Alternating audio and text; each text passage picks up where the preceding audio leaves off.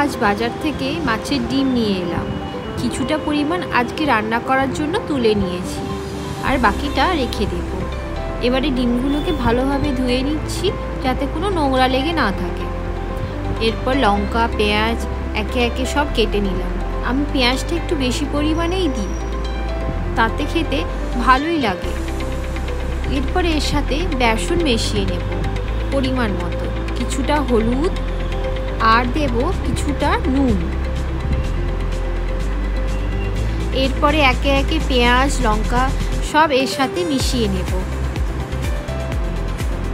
মেশানো শেষ হয়ে গেলে ভালো করে ফেটিয়ে নিতে হবে যাতে সবগুলো একসাথে মিশে যায়।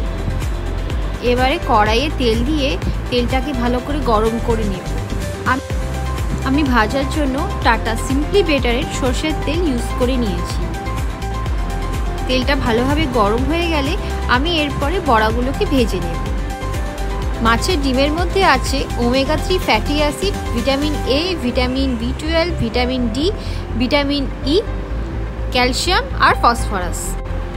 বড়া এবার একেবারেই রেডি। সম্পূর্ণ ভিডিও আমার চ্যানেলে আছে।